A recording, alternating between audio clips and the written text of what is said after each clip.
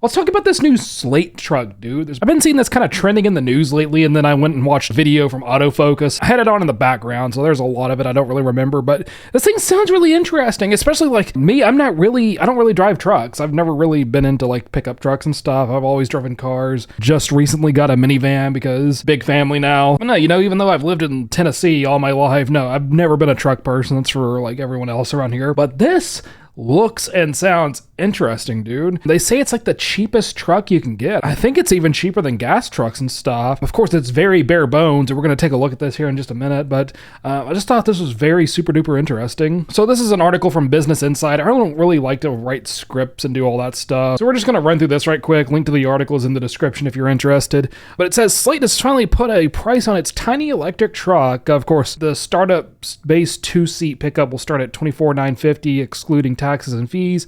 The 2-door, 5-passenger SUV models with a second row bench seat will start at $29,950. So still not too bad, I think. I've never bought a car new. Mine have always been pre-owned, so I'm assuming that's pretty good for a new car. Well, let's see what kind of features it has. Slate says that it makes the pickup the most affordable truck in America, and the first deliveries will hit customer driveways by the end of 2026, the company said. That's cool, so that's not too far away. The company, which received early funding from big-name backers like Amazon founder Jeff Bezos and Guggenheim Partners CEO Mark Walter, is trying to squeeze into one of the strangest gaps in the U.S. auto market: low-cost, low-tech cars. Very interesting. To keep prices down, Slate is taking a sharp turn away from the modern truck arms race. Its base model has manual crank windows, tactile controls, no touchscreen, and no stereo system. Dang! Dude, look at the tiny little hand crank there. My wife actually still has one of these. She drives a 2000 Chevy Cavalier, and her car still has the hand crank windows. Neither one of us have a touch screen, but we do have stereo systems. We got just the default, whatever they come with, radios in our cars. It's also betting that it can become the automotive equivalent of a Build-A-Bear. Slate wants owners to start with bare bones trucks and add what they want later, choosing from more than 200 accessories. Buyers can add a second row of seats, a stereo, seat covers, roof racks, light covers, key fob clips, and wraps, and more than 100 colors.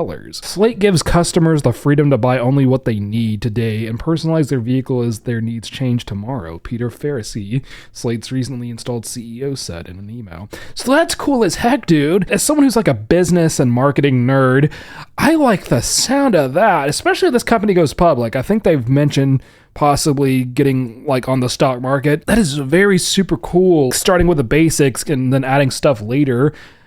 Sounds like a video game, where you get like your crappy little starter car and then you can upgrade it, but it's real life. As someone who plays like a lot of incremental games, I for sure love the sound of upgrades and stuff like that. And I do wonder if that's a really good like marketing business model there. I'm very interested to see if this takes off and then like other companies adopt this model. Like I said, we've got all pre-owned stuff here, so I'm not planning on buying one of these anytime soon, but I'll for sure be interested once I get closer to talking about going publicly traded and just seeing what the revenue and profits and stuff like that look like. This is very interesting stuff. The truck is tiny by American standards.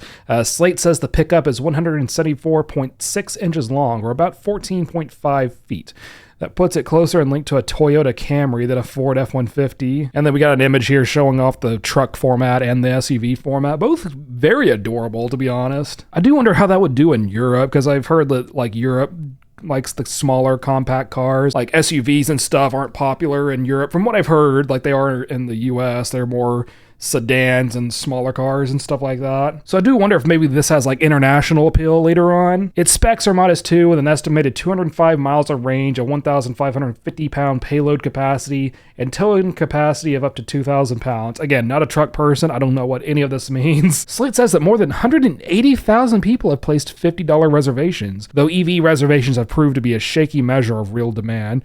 Just look at the Ford F-150 Lightning, which collected around 200,000 reservations before it hit American roads. The EV pickup lasted just 4 model years before it was discontinued. I feel like I had heard about the F-150 Lightning, but I didn't know it was discontinued. I don't know if I could tell like an electric truck around here if I saw one. Like Nashville, Memphis, they probably have electric cars all over the place. Here in like the smaller towns of Tennessee, most people are going with gas. I've seen quite a few Tesla like Model 3s. a Model S here and there, and actually a couple of Cybertrucks around pretty regularly. But as far as I know, I haven't seen an F-150 Lightning. Also, just a side note, I've seen Hummers around lately. I made a video about that, and apparently they have electric Hummers too. I'll link that video at the end here. For Slate, its launch timing could be tricky. The company first unveiled its product in April 2025 when Washington still offered the $7,500 federal tax credit for shoppers who opted for American-made EVs. The company initially said its pricing would start under $20,000 with incentives. Those tax credits ended in September, and EV sales have slumped since. Yeah, I heard about that. Slate is also entering a more crowded EV market. It is launching in the same year that several automakers are unveiling models that are cheaper than their first EVs, including Rivian's R2, Toyota CHR, and Lucid's gravity-based Cosmos. I didn't know Lucid had started putting cars on the road. I first heard about them a few years ago, I think, back when the Teslas and stuff were still trending in conversation. Same with the Rivian. I know that's like an Amazon-backed one too, which is interesting because I don't know if like Amazon, the company, is backing Slate, but it did say Jeff Bezos is backing Slate. Okay, I had to look it up. Yes, Amazon remains a major investor in Rivian. Okay. While Volkswagen became Rivian's largest shareholder due to a multi-billion-dollar joint venture, Amazon still holds a significant 12.28% stake in the EV maker. Nice. Still, in recent years, very few Americans have experienced that new car smell for under $25,000. Yeah, I know like as of like a few years ago or so, like $30,000 was kind of the standard. And I'm not someone who really looks at new cars a lot, like I mentioned earlier, so I don't know like what the standard rate is nowadays with inflation and all that. Especially in this market, $25,000 is not bad. But I guess you're not getting very much. Like the manual windows for sure are different because like you don't see those anymore. Edmunds says just 4.7% of new vehicles sold in 2025 are priced lower.